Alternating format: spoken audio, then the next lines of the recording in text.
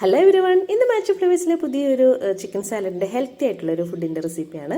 അപ്പോൾ ഇതുപോലെ എല്ലാ വെജിറ്റബിൾസും കട്ട് ചെയ്തെടുക്കുന്നുണ്ട്. 0% ഓയിലിൽ കുക്ക് ചെയ്ത ചിക്കൻ ഇതുപോലെ കട്ട് ചെയ്തെടുക്കുന്നുണ്ട്. ബോയിൽഡ് ചിക്കൻ ആയാലും കുഴപ്പമില്ല കേട്ടോ. പിന്നെ ഇതിനകത്തേക്ക് ആവശ്യമായിട്ടുള്ള മിക്സ് എന്ന് പറയുന്നത് 2 ടേബിൾ സ്പൂൺ കോൺഫ്ലോറും 1 ടേബിൾ സ്പൂൺ കുരുമുളകും 1 ടേബിൾ സ്പൂൺ ഹണി.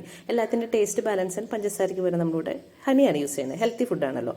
പിന്നെ നമ്മളിത് കുക്ക് ചെയ്യുന്നത് ഒലീവ് ഓയിലാണ്. ഒലീവ് ഓയിലിൽ ഓരോ വെജിറ്റബിൾസിൻ്റെ വേവും അതിൻ്റെ അരിഞ്ഞിരിക്കുന്ന വലിപ്പം അനുസരിച്ചിട്ട് 1 by 1 ആയിട്ട് ഇട്ട് കൊടുക്കാം. ഒരു 2 മിനിറ്റ് കുക്ക് ചെയ്യേണ്ട ആവശ്യമുള്ളൂ. ഇതങ്ങനെ ഒരുപാട് വേവിക്കേണ്ട ആവശ്യമില്ല, അറിയാലോ സാലഡാണല്ലോ. അപ്പോൾ അതുകൊണ്ട് അപ്പോൾ അതായത് ഓരോ വെജിറ്റബിൾസ് ഞാനിങ്ങനെ ഇട്ട് കൊടുക്കുന്നുണ്ട്.